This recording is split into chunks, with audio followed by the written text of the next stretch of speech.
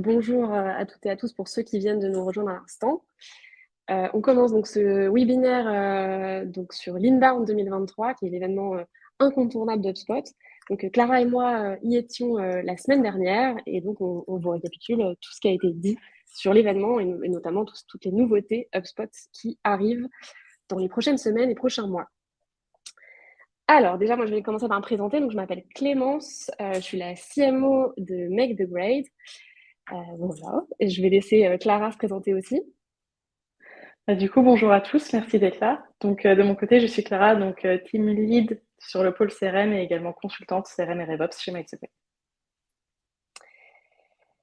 Pour vous parler un petit peu de Make the Grade, donc on est une agence en conseil et stratégie digitale. Le but, c'est donc de soutenir la croissance des entreprises via notamment le CRM HubSpot. Donc on a trois expertises fortes. La création déjà de sites web de conversion. Ensuite, toute la partie marketing, donc la branche marketing avec toutes les expertises de growth. Et la troisième branche, c'est l'acquisition via le CRM HubSpot, donc sur la partie sales.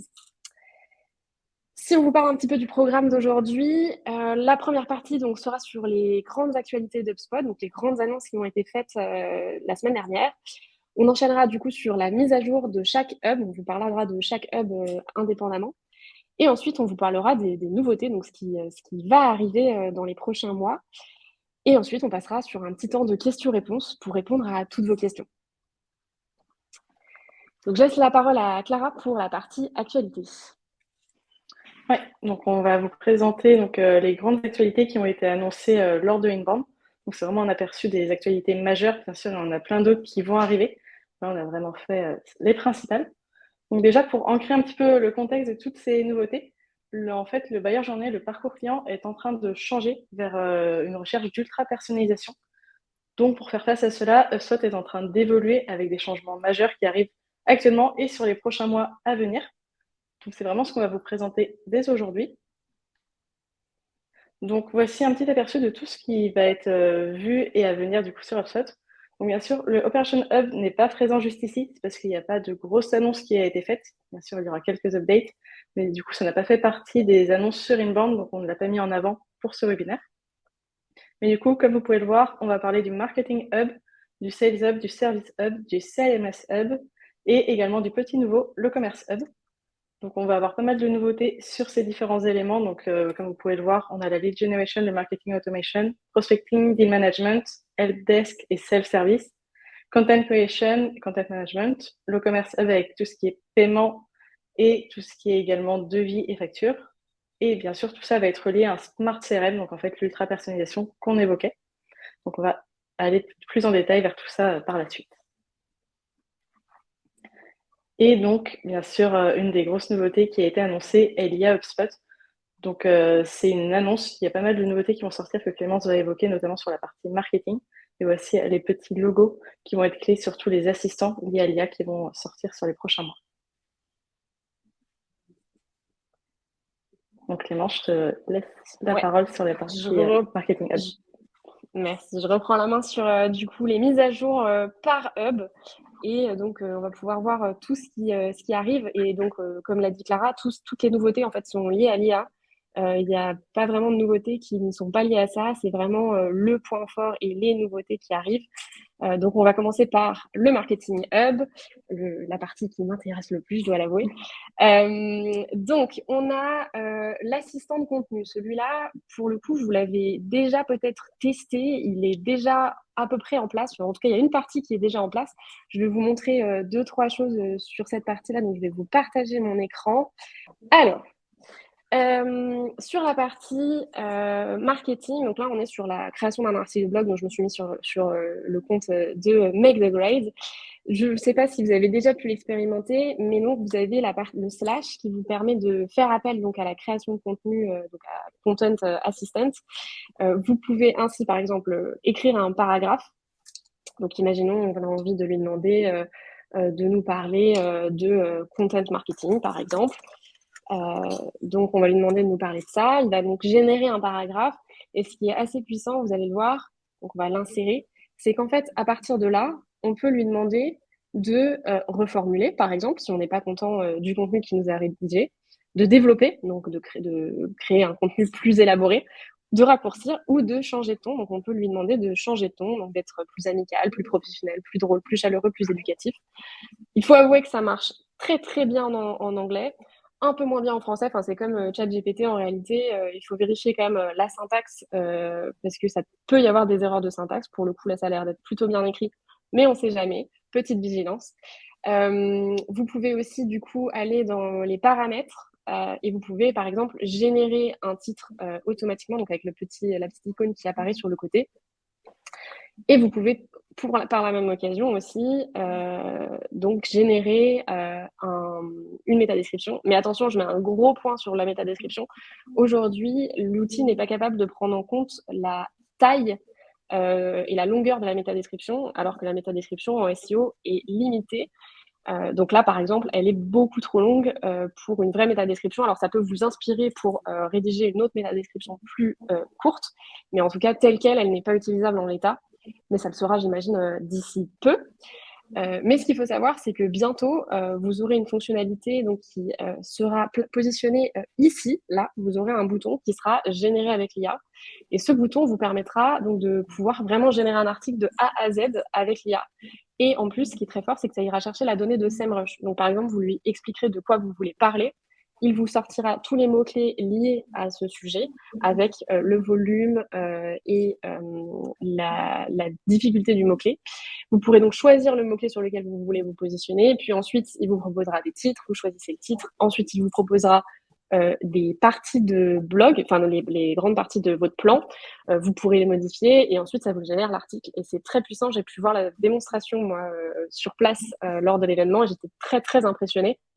Alors aujourd'hui, ça fonctionne quand même relativement bien en anglais. J'ai voulu leur demander de tester en français. C'était pas encore optimal, mais ça va arriver. Donc, on attend. Et puis, n'hésitez pas à surtout nous suivre parce que dès que les nouveautés seront disponibles, on vous tiendra informé. Donc ça, c'est pour la partie Content Assistant. Ce qu'il faut savoir aussi, c'est que il y a aussi la partie de la génération d'images qui va arriver. Donc, on a mis un petit extrait là, ça ne ressemblera pas exactement à ça. Mais en réalité, vous pourrez demander à l'IA de générer des images automatiquement. Et en fait, ce qui est fort aussi, c'est que dans la démonstration que j'ai pu obtenir, ils n'ont même pas besoin de dire ce qu'ils voulaient dans l'image. C'est-à-dire qu'en se positionnant dans le texte à un certain endroit, l'IA génère automatiquement la description de l'image qui sera attendue à cet endroit-là et génère automatiquement une image. Donc, c'est très, très puissant. Ensuite, donc ça c'est la nouveauté assistant de contenu. On a déjà une partie qui est disponible, pas totalement, mais ça arrive. La deuxième nouveauté qui arrive, c'est l'assistant de campagne qui va être, attention, complètement gratuit, même pour les non-users de HubSpot. Donc à voir ce que ça va donner. C'est pas encore aujourd'hui prêt, donc je peux pas vous montrer quoi que ce soit. Mais ce que ça va faire, c'est que ça va automatiquement créer des landing pages. Ça va ensuite générer les ads qui vont avec ces landing pages et ça va vous proposer aussi des posts pour les différents réseaux sociaux. À voir ce que ça donnera, mais les démonstrations que j'ai pu avoir aussi sur cette partie-là sont très prometteuses. Ensuite, on va avoir l'assistant de site web. Ça, c'est donc sur la partie CMS. Ça va être pour créer des pages de site web très simplement. Donc, vous direz à l'IA ce que vous voulez sur votre page et elle vous générera les visuels et les contenus. Alors, attention, petit point quand même, c'est prévu pour des sites très simples. Si vous voulez vraiment un site vitrine très poussé, etc., ça ne sera pas du tout suffisant. Ce n'est pas du tout l'objectif aujourd'hui. Donc voilà, juste pour information, cette fonctionnalité sera disponible d'ici peu. Ensuite, on a Chatspot, vous l'avez déjà aujourd'hui un petit peu. Donc, c'est la partie pour pouvoir mettre un chat sur votre site. Et du coup, ça répondra automatiquement aux questions des utilisateurs en utilisant le site, le contenu du site et le contenu de votre base de connaissances, si vous en avez une. Si vous n'en avez pas, ça prendra que le contenu de votre site pour répondre. Mais déjà, ça va être très performant par rapport à aujourd'hui où c'est très limité au niveau des réponses que ça peut apporter. Ensuite, les dernières évolutions du Marketing Hub qui arrivent, c'est la partie SMS. La partie SMS, attention, ça ne va pas arriver tout de suite en France. Je pense que ça arrivera que d'ici 1 an en France. Donc, ça va vraiment être la possibilité d'envoyer des SMS depuis HubSpot et en plus de l'intégrer dans les workflows. Donc ça va être très puissant, mais attention, pour l'instant, ça ne marchera pas avec les numéros français, ça marchera qu'avec les numéros américains. Et HubSpot annonce que à peu près d'ici 1 an, ce sera présent en France également. Et Clara, je te repasse la main pour parler du Sales Hub. Ouais, du coup, le Sales Hub, donc, que vous connaissez tous, qui est déjà présent pour la partie commerciale, fait peau neuve. En fait, ils sont en train de le refondre. Donc, on a pas mal de nouveautés sur tout ça. On a déjà la partie prospection. Donc, je vais vous partager mon écran pour vous donner un petit aperçu de ce à quoi ça correspond. Donc, en fait, ça va être cette interface. Vous l'avez peut-être déjà vue récemment sur HubSpot. Elle arrive en bêta que vous pouvez activer directement sur votre portail. Attention, c'est uniquement disponible pour les utilisateurs avec un siège Sales payant, donc Pro ou Enterprise, mais les utilisateurs sans siège ne pourront pas y accéder. Et en fait, ça va vraiment être une centralisation de l'espace de prospection pour vos commerciaux qui va vous permettre de gérer un petit peu les activités, les actions à réaliser. Donc, comme vous pouvez le voir juste ici, on a un petit tableau de bord donc avec toutes les tâches, les emails et les appels à réaliser.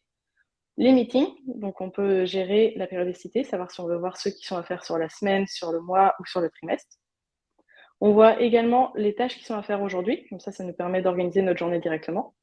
Les tâches qui sont en retard, si on ne les a pas finies, et on voit également par type de tâches. Si on a des séquences en cours, elles vont s'afficher juste ici, et on aura également des activités suggérées juste en dessous. Et juste ici, si votre agenda est connecté, vous pourrez également voir comme ça, vous avez les rendez-vous à venir de la journée qui s'afficheront directement, comme ça vous saurez un petit peu ce qui est à venir, ce que vous avez à faire dans la journée, et ce qui vous permettra aussi de préparer vos rendez-vous. Donc ça, c'est quelque chose qui est déjà accessible depuis quelques mois en bêta, mais la grosse nouveauté qui vient de sortir, c'est ce nouvel onglet, les leads, où en fait, HubSpot a créé un nouvel objet qui va être un peu l'intermédiaire entre les contacts et les transactions. Parce que jusqu'à maintenant, on n'avait que ces deux objets.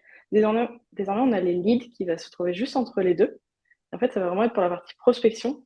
Dès qu'un contact passe au statut lead, ça va nous créer du coup ce même contact dans l'objet lead et jusqu'à ce qu'il arrive après pour passer en deal, donc en transaction directement.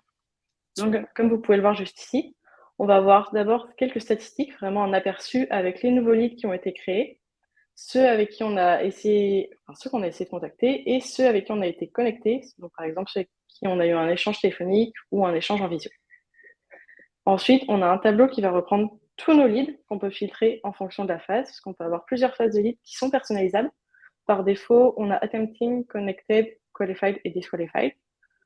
Et ensuite, donc on a tous nos leads, donc avec leur nom, des différentes fiches qu'ils vont avoir, le label, savoir si c'est un lead chaud, un lead tiède ou un lead froid, l'entreprise, la phase du coup, qu'on peut modifier au fur et à mesure. Par exemple, celui-ci, je pourrais le passer en Attempting. Et la dernière activité, ainsi que la prochaine activité qu'on peut planifier directement ici, directement depuis ce tableau. Donc ça, c'est l'aperçu. Et après, si on clique sur une fiche de cet objet directement, on va avoir à peu près le même fonctionnement que sur les autres fiches objets, avec ici le nom, l'entreprise, l'adresse email, les différents boutons pour accéder rapidement aux activités, donc envoi d'un message, prise d'une note, appel, etc. Les dernières dates clés, donc la dernière fois qu'on l'a contacté, la dernière date d'engagement. Et cette petite jauge qui est toute nouvelle, qui est présente sur les leads et qui va également l'être bientôt sur les deals, qui en fait reprend votre tunnel de vente, les différentes phases, à travers une jauge. Donc vous voyez, ici on est dans la première, et au fur et à mesure, ça va venir se compléter en fonction d'où il avance. Et donc après, on peut voir aussi les dernières activités, la prochaine activité s'il n'y en a pas qu'on peut planifier, les communications récentes, et donc tout ce qui peut être notes, playbook et les informations du contact qui vont être reprises du coup directement sur cette fiche lead. Ça va vraiment faire le pont entre les deux. Et donc, on a tous ces éléments et ensuite, on peut ajouter des deals, etc. On a également des automatisations qui sont créées par défaut donc pour les leads et qu'on peut aussi personnaliser. Par exemple, si on arrive à la dernière phase, donc qualifiée, on peut automatiquement créer une transaction dans une phase d'un pipeline qu'on aura décidé. Ça permet d'éviter les actions manuelles. Vraiment, dès qu'un contact passe dans la phase de cycle de vie lead, ça crée le lead. Et dès qu'un lead passe dans la phase qualifiée, ça crée la transaction. Comme ça, il n'y a pas d'action manuelle à faire, tout est automatique et c'est juste qu'on va plus séparer les différents objets entre eux. Ça nous permettra aussi d'avoir des analytics beaucoup plus poussés par rapport à tout ça. Donc voilà pour déjà les leads. Ensuite, on a la gestion des deals. Donc, on va avoir une aide à la gestion du pipeline. Donc, déjà, on va avoir la nouvelle jauge qui va s'afficher et on va également avoir des éléments liés à l'IA qui vont s'implémenter. On va avoir des prévisions de vente plus poussées. Donc, il y a des rapports qui vont sortir prochainement par rapport aux prévisions de vente qui vont avoir des données plus précises. Parce que, pareil, lié à l'IA, ça va venir analyser ce qui s'est passé sur les mois passés, sur les années passées. En fait, au fur et à mesure, on va avoir des données de plus en plus précises pour avoir des prévisions claires. On va également avoir une assistance dans les rapports. Donc, pareil, on va avoir accessible l'IA dans les rapports personnalisés. On pourra ajouter une description qui viendra automatiquement nous générer des propositions de rapports. Par exemple, on peut lui dire quelles sont les transactions les plus chaudes actuellement, quels sont les leads les plus chauds. Ça va nous générer un rapport par défaut. Et comme ça nous permet d'éviter de jongler entre les différents filtres et les différents critères d'un rapport. On pourra passer directement par l'IA pour le faire. Sur la partie Sales Hub, on va également avoir une synchronisation entre HubSpot et LinkedIn Sales Navigator plus poussée. Pour le moment, on n'a pas encore toutes les infos liées à ça. N'hésitez pas à nous suivre parce qu'on reviendra vers vous dès qu'on aura plus de précision et on vous fera une démo à ce sujet. Et on a également la partie coaching avec la création de playlists. Donc, tout ce qui est appel qui est pertinent, on peut les ajouter dans une playlist et comme ça va servir, par exemple, aux nouveaux collaborateurs qui arrivent pour les coacher, pour leur montrer un petit peu les bonnes pratiques pour qu'ils puissent écouter des appels exemples pour pouvoir ensuite reproduire sur leurs appels à eux. Du coup, j'enchaîne avec la partie Service Hub qui a quelques nouveautés également qui vont arriver. Rien n'est live pour le moment, mais ça devrait sortir dans les semaines à venir. Donc déjà, il va y avoir une petite refonte également. On va passer plutôt sur un système de helpdesk où en fait tous les tickets et conversations vont être réunis en un seul et même endroit plutôt que de devoir jongler entre l'onglet conversation et l'onglet ticket. Tout sera au même endroit, ce qui vous permettra de jongler plus facilement entre les éléments, d'ajouter des informations, etc. Et il y aura également l'IA qui sera disponible comme assistant support. Donc ça vous permettra de générer directement des résumés de conversation en commentaire. Par exemple, si vous échangez avec un contact et vous souhaitez résumer à une personne de votre équipe, vous pouvez générer automatiquement un résumé en fonction du coup de tous les échanges qui ont été faits, sans devoir prendre 5-10 minutes à taper tout ce résumé. Ça se fera directement et si besoin, vous pourrez bien sûr le modifier pour ajouter des éléments complémentaires. Et comme ça, vous n'aurez plus qu'à taguer la personne de votre équipe, elle y aura accès. Et l'IA permettra également de rédiger automatiquement et seule des réponses aux emails en se basant sur les réponses précédentes et également vos articles de base de connaissances. Et comme pour les articles de blog ou tout contenu, vous pourrez changer le ton en fonction de ce que vous préférez, en fonction de la personne avec qui vous êtes en train d'échanger pour adapter au mieux. Et on passe maintenant du coup aux nouveautés, à ce qui n'est pour l'instant pas existant chez HubSpot, mais qui le sera d'ici peu. Donc la première nouveauté, c'est un nouveau hub qui voit le jour. Donc c'est le Commerce Hub. À quoi sert ce hub? HubSpot en parle vraiment comme se faire payer. Donc le but, c'est vraiment ça, c'est pour vous, utilisateurs HubSpot, de gérer plus facilement le paiement de vos produits ou services. Donc déjà, première nouveauté, il va y avoir accès à une plateforme de paiement native HubSpot. Donc vous serez plus obligé de passer par des intégrations. Pour l'instant, pas encore disponible en France, mais le sera bientôt parce que ça va commencer à être disponible aux US d'ici peu. Vous avez déjà accès d'ailleurs aux devis, mais ça va être renforcé. Il va y avoir des nouvelles fonctionnalités pour faire des devis plus facilement, plus rapidement, générés par l'IA aussi. La partie facture, donc pareil, vous avez déjà accès normalement à la partie facturation, mais ça va être développé pareil avec de l'IA, etc. Et ça va faire des ponts entre devis et facture. Et tout ça, ça va être intégré dans les workflows. Donc vous pourrez par exemple dire à partir du moment où la personne arrive dans la phase par exemple, négociation en cours, etc., ça envoie le devis automatiquement. Une fois que la personne est signée, donc que vous l'avez déplacé dans votre pipe, que vous l'avez déplacé en gagné, ça va envoyer automatiquement les factures, par exemple. Tout ça, ça va pouvoir se générer automatiquement où vous allez pouvoir envoyer le lien de paiement, etc. Donc, vous allez pouvoir vraiment automatiser tout ça, même les relances. Si la personne n'a pas payé, etc., vous allez pouvoir créer des workflows pour faire des relances, ce qui va vraiment simplifier pour les personnes qui gèrent la compta, la facturation chez vous, tout ce processus-là. Donc, on l'attend avec impatience. Ça devrait être live d'ici peu aussi. Donc, on vous tiendra au courant dès que ce sera en bêta et sorti pour le public. Pour l'instant, HubSpot n'a pas vraiment communiqué sur est-ce que ça va être payant, est-ce que ça va être un hub qui va être payant. On suppose pour l'instant que ça ne le sera pas parce que ça s'intègre dans le hub sales pour l'instant. Donc, on suppose que ce ne sera pas payant, mais on ne sait pas vraiment. Donc, on vous tiendra au courant aussi sur cette partie-là. Et la dernière nouveauté, qui est très attendue, je pense, c'est la fonctionnalité Smart CRM. Donc, c'est le fait que les vues vont devenir personnalisées en fonction de l'utilisateur. Donc, si vous êtes sales, par exemple sur une fiche contact, vous allez voir les transactions qui sont associées, vous allez voir dernières interactions qui ont eu lieu. Par exemple, justement, si c'est un lead, vous allez pouvoir voir le fait que c'est un lead, donc le nouvel objet dont a parlé Clara tout à l'heure. Si vous êtes marketing, ça c'est super, vous allez pouvoir voir les campagnes dans lesquelles l'utilisateur est actif. Vous allez pouvoir voir plus facilement les listes dans lesquelles il est enrôlé, les workflows dans lesquels il est enrôlé et savoir justement s'il a fait des actions dans ce workflow ou pas. Et sur la partie service, vous allez voir tout ce qui est lié au service. Donc, vous allez avoir une vue qui va vous récapituler ce que l'utilisateur a acheté, par exemple. Est-ce que globalement, il semble satisfait ou pas? Parce que ça va bientôt, il va y avoir une partie qui va, dans la partie service client, l'IA va être capable de lire les émotions. Donc, est-ce que plutôt la personne semble satisfaite, pas satisfaite, etc. Vous allez du coup retrouver ça dans la vue service client. Donc vraiment, en fait, selon l'équipe dans laquelle vous êtes, donc ça, il faudra bien paramétrer évidemment pour vos équipes. Si vous êtes dans l'équipe sales, vous aurez vraiment une vue qui vous donnera la visibilité sur tout ce qui est sales, que ce soit d'ailleurs sur les contacts ou sur les transactions. Hein, ça, ce sera la même vue sur les deux. Si vous êtes sales, vous aurez une vue vraiment avec des données sales. Si vous êtes marketing, vous aurez une vue avec des données marketing. Et si vous êtes service client, vous aurez une vue avec toutes les données service client. Vous aurez accès aussi évidemment aux vues des autres. Si vous avez besoin d'aller voir des données sales, etc., vous pourriez y avoir accès. Mais vous aurez plus de clics nécessaires pour arriver jusqu'à cette partie-là.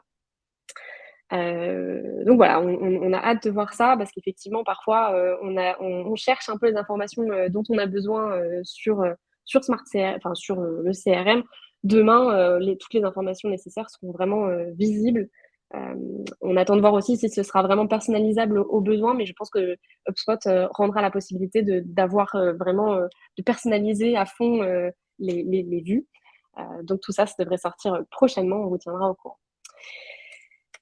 Et ça s'arrête là sur les nouveautés. Merci de nous avoir écoutés. On va passer du coup à la partie questions-réponses. Donc n'hésitez pas à vous poser vos questions dans le chat ou dans l'onglet questions. C'est le moment d'y répondre. Et du coup, pour ça, je vais appeler Marion sur scène pour qu'elle nous dise s'il y a eu des questions qui ont été posées.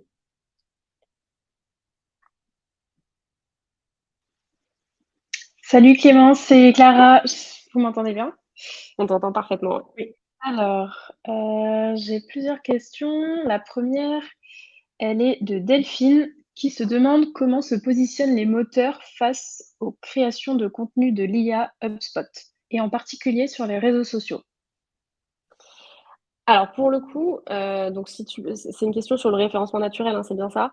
C'est ça, par rapport à HubSpot et sur les réseaux Par rapport à sociaux. HubSpot. Donc déjà, moi, ce qu'il faut savoir, c'est que l'IA, pour l'instant, n'est pas encore très performante en termes de SEO. C'est-à-dire que bon, il y a toute la nouvelle fonctionnalité où ça nous propose les mots-clés, etc. C'est bien, mais ça remplace pas l'humain pour l'instant. Le SEO, les bonnes pratiques, il y en a beaucoup. Et s'il n'y a pas un humain qui les met en place derrière ou qui repasse derrière, aujourd'hui, ce qu'on se rend compte, c'est que clairement, par exemple, si vous utilisez ChatGPT pour un article, vous avez beau lui demander de vous écrire un article SEO friendly, ça ne sera pas aussi performant que si vous faites écrire ça par un expert SEO qui va mettre en place toutes les bonnes pratiques. Donc aujourd'hui, l'IA à date n'est pas assez performante pour le SEO et il faut impérativement repasser sur tous les contenus pour vérifier que les mots-clés sont bien présents, pour vérifier que la métadescription, comme j'ai montré tout à l'heure, est de la bonne longueur, que le titre contient les mots-clés, etc. Toutes ces bonnes pratiques-là, il faut les vérifier à la main. L'IA n'est pas encore capable de le faire. Donc ça va arriver, hein, clairement, à un moment donné, l'IA va être capable de faire ça, mais aujourd'hui, c'est pas encore le cas. Personnellement, je pense que ce sera pas le cas en français avant au moins 2 ans.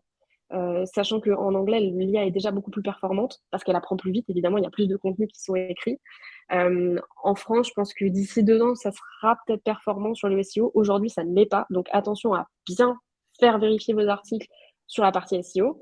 Et pour la partie réseaux sociaux, par contre, l'IA est plutôt performant. Il arrive à intégrer les bonnes pratiques.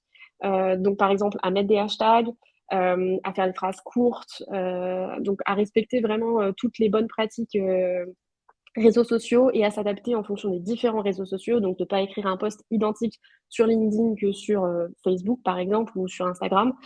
Donc, sur cette partie-là, c'est plus performant que le SEO des articles. Mais voilà, encore une fois, en français, la syntaxe, elle n'est pas parfaite.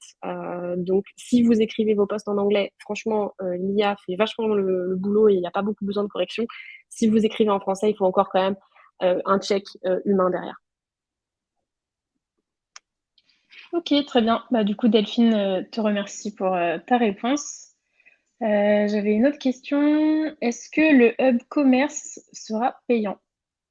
Donc, c'est ce que je disais précédemment. On ne sait pas encore exactement. HubSpot n'a pas fait d'annonce sur le sujet. On imagine qu'il ne sera pas payant parce que pour l'instant, il est intégré, la partie devis, facture, etc. C'est intégré dans l'onglet Upsales. Donc, aujourd'hui, on imagine que ça ne le sera pas, mais on ne sait pas. Peut-être qu'il y a des fonctionnalités qui le seront à faire à suivre. Ok, très bien. J'espère que ça a répondu. Et une dernière question. Quand sortiront les fonctionnalités dont vous avez parlé mais qui ne sont pas encore disponibles? Clara, peut-être te donner la main sur la partie Ouais. sales. Ouais, sur la partie sales, du coup, il y a déjà les leads et prospecting qui sont disponibles en bêta que vous pouvez activer directement depuis votre portail sur la page nouveautés produits. Donc, c'est des bêtas publics que vous pouvez activer. Les rapports et tableaux de bord sales sont en train de sortir au fur et à mesure. Il y en a déjà quelques-uns qui sont disponibles. Les autres devraient sortir d'ici les semaines à venir, au plus tard d'ici fin octobre. Pour tout ce qui est IA sur les rapports personnalisés, on n'a pas encore de date. Je pense que ça devrait arriver d'ici la fin de l'année, mais il n'y a rien qui n'a été confirmé encore pour le moment. Donc, à voir, mais en tout cas, ça devrait arriver sur les semaines et mois à venir. Ça devrait arriver assez vite. Ok, il y a justement Laurine qui a posé une autre question. Dans combien de temps la plateforme native de paiement sera disponible en France? Est-ce que c'est dans quelques mois, quelques années? Est-ce que vous savez? D'après les dates annoncées, c'est plutôt horizon au moins 1 an pour la partie France. En fait, France, Europe, du coup. il y a des complexités qui sont liées au paiement en France qui, pour l'instant, ne sont pas encore gérées par HubSpot. Et donc, en fait, il faut qu'ils s'adaptent à la législation française. C'est pour ça que ça va prendre un petit peu plus de temps.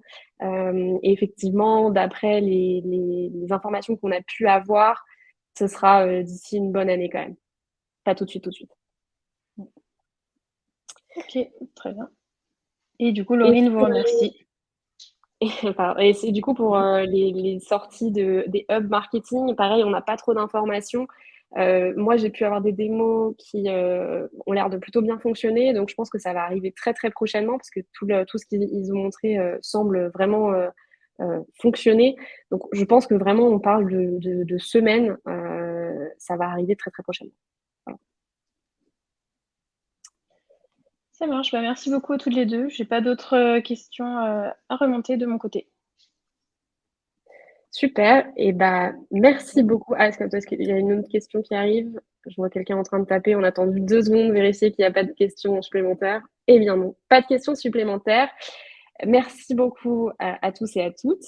N'hésitez pas à nous suivre. On va vous partager demain le replay du webinaire.